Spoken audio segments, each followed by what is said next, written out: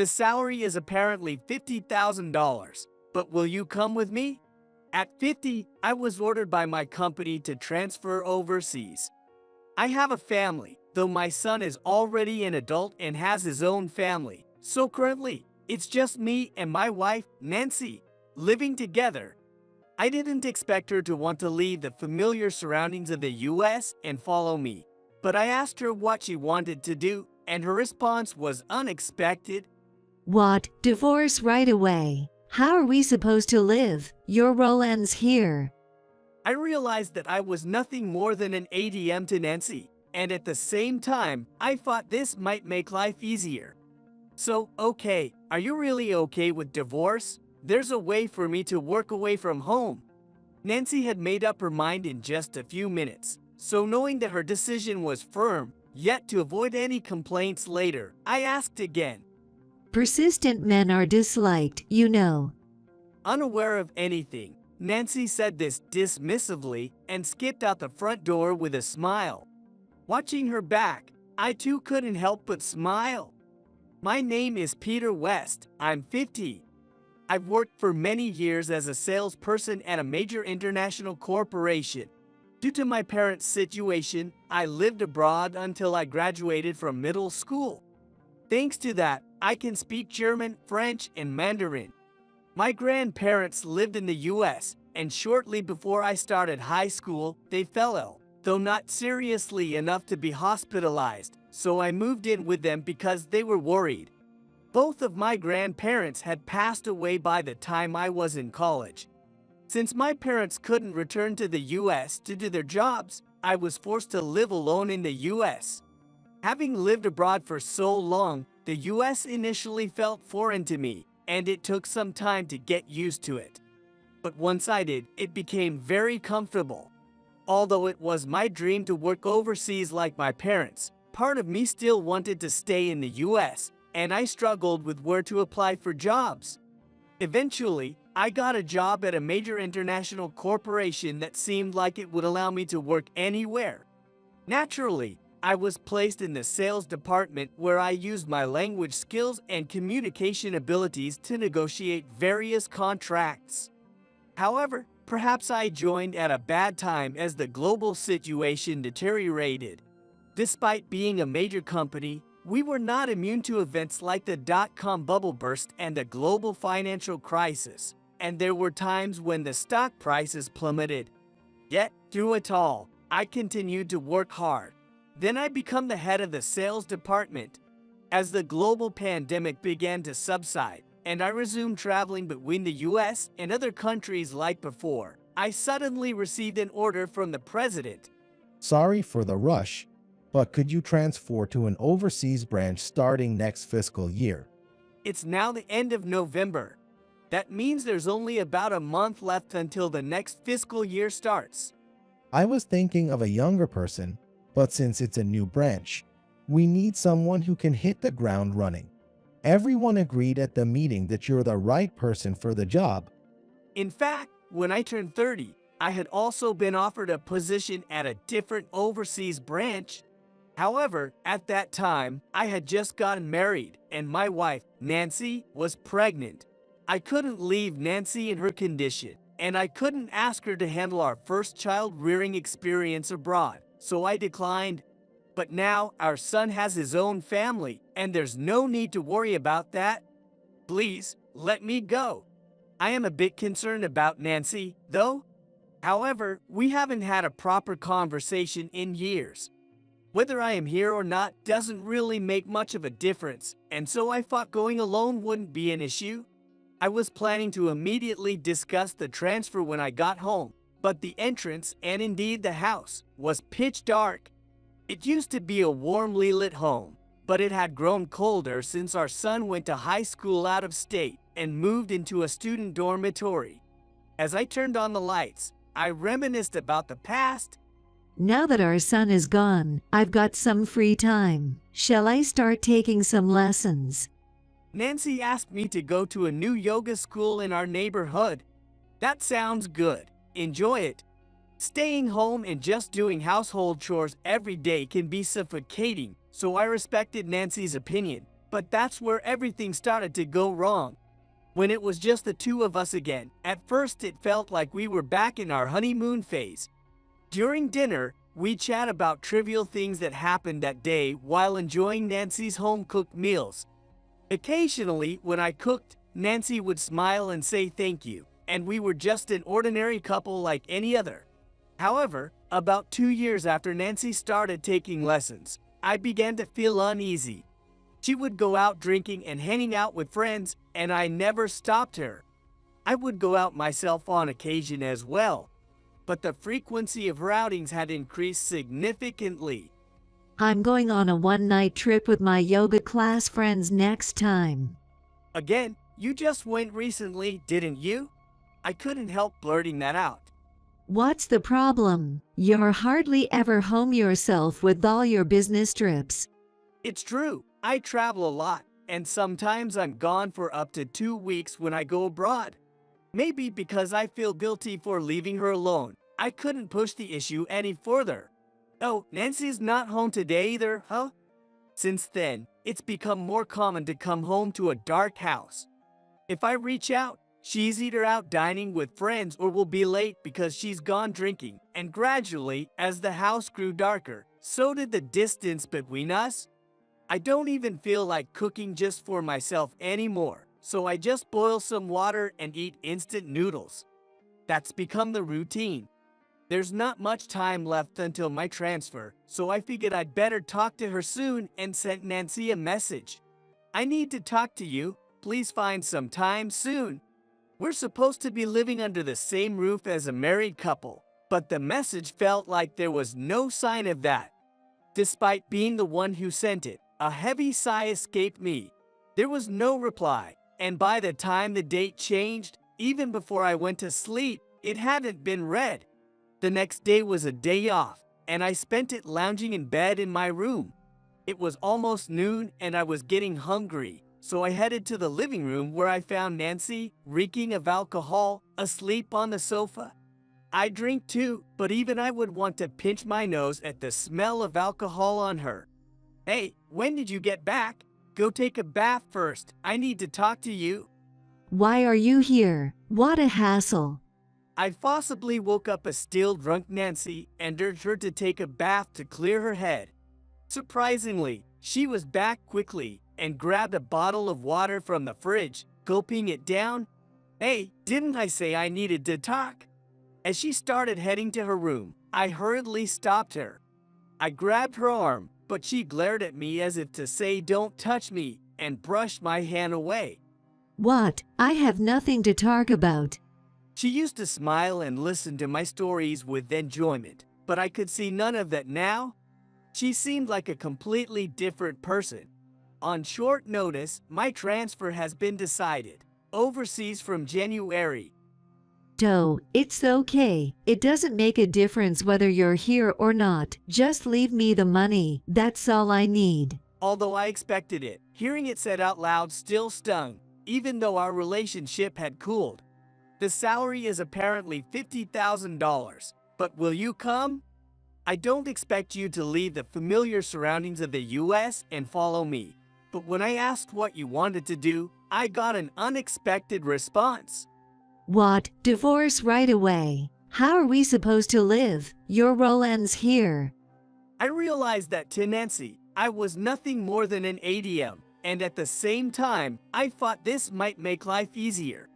So, okay, are you really okay with divorce? There's a way for me to work away from home. Nancy had made up her mind in just a few minutes that divorce was the only option. Knowing that her decision was firm, yet to avoid any complaints later, I asked again. Persistent men are disliked, you know. Unaware of anything, Nancy said this dismissively, and instead of heading to her room with a smile, she left through the front door. Watching her back, I too couldn't help but smile. I went to ventilate the alcohol-smelling room by opening all the windows in the living room. Opening all the windows at the end of November, the season makes it a bit chilly. It's almost like the cold air that flows between us as a couple. If it comes to a divorce, there's a lot to be done. It's not just a matter of packing up my things, so I immediately start preparing for various things. As I silently proceed with the work, the front door clicks open and Nancy comes back. Hey, sign this now. Hurry up. Nancy hurriedly urges, clutching some papers in her hand. She seemed to have prepared the divorce documents immediately. Even though she has a hangover, she seems so happy about the divorce. There's no need to rush. This is sudden for me, so I'm busy preparing. What? It's just a signature. Well, fine. Then please submit it yourself. As she said this, she went out the door again. And interested in where Nancy was going, I started moving my hands again. Then I continued to act behind the scenes. Of course, Nancy wouldn't notice. Rather, the joy of being able to divorce me seemed to make her more carefree than ever, and there were no signs of her returning home. This was convenient for me as I smoothly laid the tracks to send Nancy on her way to hell. Even when the day came for me to leave for my new assignment, Nancy did not show her face. I've submitted the divorce papers. I confirmed the joyful emoticon sent back immediately after my message, and then I left the US. Arriving at my new home, I lay down on the floor of the empty room. So I'm free now. It feels a bit lonely though. We hardly ever spoke or saw each other, but strangely, now that we were truly apart, I felt a sense of loneliness. Maybe this empty space amplifies that feeling, I thought, as I headed out to shop. Despite being tired from the long flight, the excitement of being overseas again had me ignoring that and shopping around without a care. By the time I headed home, any feelings of loneliness were long forgotten, replaced by excitement for the life ahead. Since the handover was complete and there wasn't much for me to do in the US anymore, I used some vacation days to leave about a week earlier. The next day after arriving, I was leisurely unpacking when I heard an unfamiliar sound. I peeked out the window to see if it was coming from outside, but the sound faded. Returning to the unpacking, the same sound reached my ears again. What? My cell phone? What's this sound? It turned out the noise was from my phone. Checking the screen, it seemed to be a call through an app, different from the usual ringtone. I knew about app-based calls, but had never actually received one before, and hadn't realized it was the ringtone. The caller was Nancy. She must have used the app because a regular call to me overseas would be international and costly. I felt like I had nothing to talk to Nancy about, so I ignored the call and returned to unpacking. However, the unfamiliar ringtone kept interrupting, indicating Nancy wasn't giving up. Finally annoyed, I reluctantly answered. Hello, what do you want? I wouldn't normally sound so cold, but Nancy was now a stranger to me. Kindness was unnecessary. Yet, as if my attitude didn't matter, Nancy raised her voice. Hey, what's this weird piece of paper? Were you spying on me? The weird piece of paper Nancy was referring to was probably a certified letter. In fact, Nancy had been cheating for years, and I had slowly become aware of it. When I first suspected it, the thought of divorce crossed my mind, but I heard that divorcing is harder than marrying. Without concrete proof, and as long as I was handing over money, I wouldn't be bothered, so I let it be. However, once divorce was on the table, things changed. After Nancy said she wanted a divorce, I immediately hired a detective agency to investigate her infidelity. As a result, she was having an affair. Knowing she could get a divorce, Nancy must have let her guard down because the evidence was easy to gather. So before I left the US, I sent documents including a demand for compensation and the certified letter to the apartment of the man Nancy had been seeing. Spying is such a nasty word. I simply asked a professional to find out the truth. What do you mean alimony? We're strangers now, so that's invalid, and the amount you're giving for property division is way too little. Isn't that the real issue here? Working for a major international company, I undoubtedly earned more than most of my peers. Nancy had become a stay-at-home mom upon our marriage, and we were financially comfortable enough for her to continue after our son was born. Additionally, we had no trouble saving for our retirement. That's probably why she assumed she could live off the property division alone for the time being. What are you talking about? You were the one using it, so of course there's nothing left. Indeed, Nancy had started withdrawing money secretly from a savings account for personal use, in addition to the allowance I gave her when she began her affair. The money was automatically transferred into that account from my paycheck every month, and I hadn't noticed. It was only when we got divorced that I first learned of this fact. But I guess you're still stashing away money secretly, right?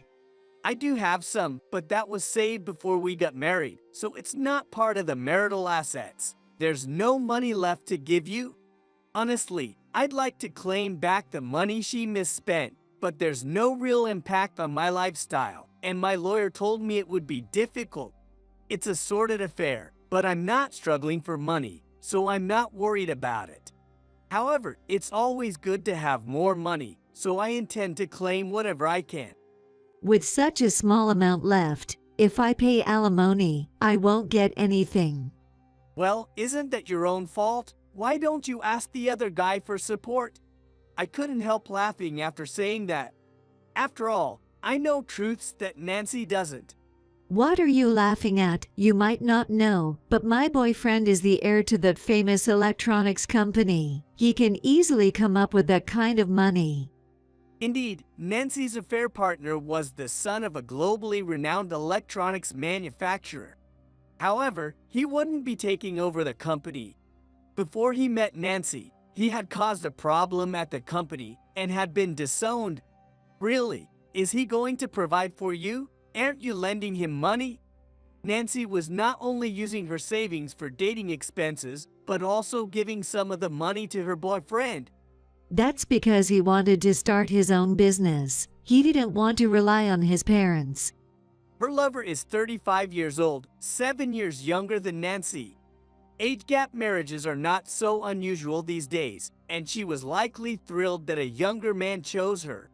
Unaware of the deceit, she had given him tens of thousands of dollars, according to the investigation. And when is he going to start his business? Well, that is, but there is money. Even if the business fails, he can just take over the family business.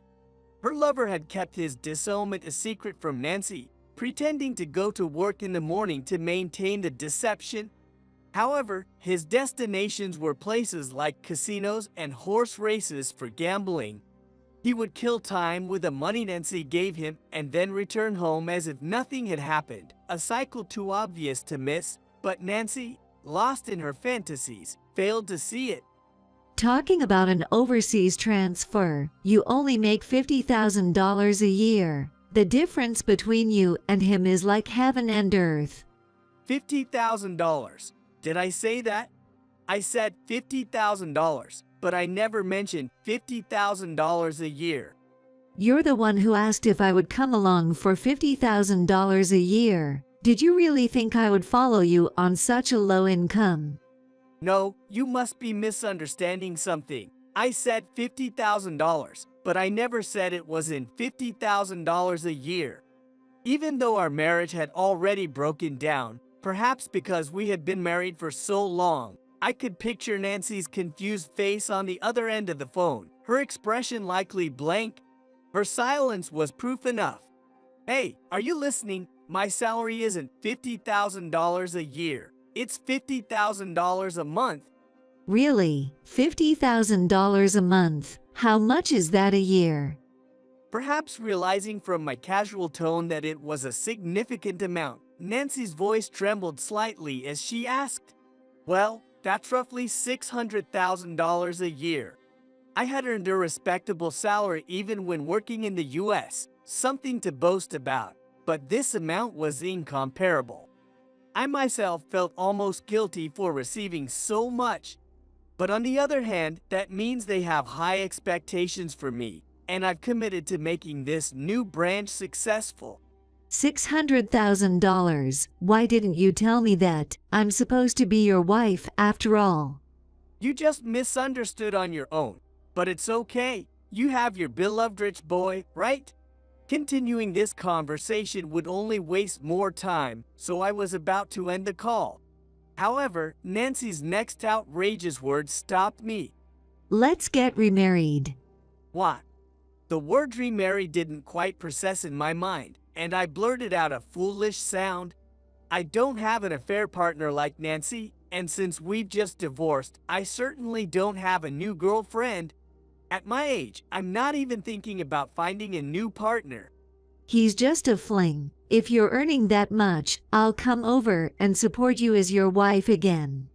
So, Nancy wants to remarry me. I finally understood. That doesn't mean let's do that. Did you hit your head? There's no way I'd remarry someone who's given tens of thousands of dollars to a fling. Whether it's a fling or serious, none of that matters to me.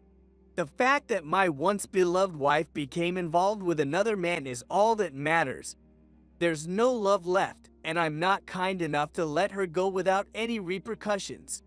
So, how about we bill that money to him? If he pays it back, there shouldn't be any problem, right? Oh, and since we're remarrying, you'll drop the alimony claim against me, right? Despite being the one at fault, how can she say such selfish things? I seriously wish I could peek inside her mind. It's probably filled with thoughts of money. Talking to you gives me a headache. There will be no remarriage between us, and I'm not dropping the alimony claim. Please don't contact me ever again. There's no point in continuing the conversation as it would only subject me to Nancy's one-sided thoughts. I coldly stated that. Wait. Ignoring her shouting on the phone, I hung up. I immediately blocked Nancy's account in the app. A few days later, while I was still using up my paid leave, I was finally settling into my furnished room and working on my computer. Despite being a workaholic, I found myself with too much free time and couldn't help but strategize to boost the new branch, even during my leave. In the midst of this, my phone rang with an incoming call. I checked who it was and quickly pressed the answer button. Hello, how are you? The call was from the lawyer who had been helping me with Nancy's case. The day after I received a call from Nancy, I got word that she and her affair partner had stormed into the law office. They both caused quite a scene, and I felt sorry for it. Hey, withdraw this claim right now. Why do I have to pay? I don't have that kind of money. As soon as they barged in, they started shouting, but he managed to calm them down enough to listen. However, they kept repeating the same phrase like parrots, demanding the claim be withdrawn. I've said it several times, but the claim will not be withdrawn. Before the two showed up at the office, I had already alerted my lawyer about their contact, so he handled it smoothly. But they were not backing down. Why not? He and I are getting married again. It's absurd to charge a wife like this. If the two of us are getting back together, then I'm innocent. The bizarre logic of these two chilled the atmosphere in the office. Even if I were there, I would probably just hold my head and sigh deeply. There's no fact of remarriage as far as I am informed. Even if you become his wife again, the claim for alimony is valid, and the man must pay, or it will go to court. What? Court? Are you kidding me? I was just deceived by this woman. I'm not at fault. The marriage is nullified, no problem. From here, it seems there was an unbearable and ugly argument that unfolded. Because there was no progress, we decided to have a four-way video call today to discuss things. Why don't you answer my calls? Please. I'll return this woman. Just drop the alimony claim. As soon as the call connected, Nancy and the man began screaming. Both my lawyer and I sighed heavily, wondering how many times we've been through this. Can't you just stop bothering us? I will not remarry you, and I will not withdraw the claim against that man, I said sternly to the two. Didn't I say? Protesting further is useless. If you're that dissatisfied, hire a lawyer and let's discuss it in court. I'm fine with that. It's up to those two. The two of them didn't want a trial, but they kept yelling about not having money, although it's impossible for me to change my mind. At this point, I suddenly wondered, why is Nancy still with this man? According to the lawyer, although they blamed each other for their troubles, they were still living together. Given Nancy's greed for money, if she knew she was being swindled, she would likely claim alimony herself. However, Nancy hasn't shown any intention of asking him for money. Why are you so reluctant to pay? If he is the heir to a major company, he could easily afford that amount. At my words, the man clenched his lips tightly. That's because I told you, he's saving for his new business. It's almost time for that dream to come true. Then why do we need to remarry? He has money after all. From Nancy's words, it's clear she still hasn't realized that this man is deceiving her. When the topic turns to money, the previously assertive man shrinks and becomes silent. It's because I truly love you. Money doesn't matter. Don't make me laugh. If money doesn't matter, why didn't you come with me? You're only thinking of coming back because you think I earn more than him. As I say this, Nancy struggles to find words. She couldn't find any excuses.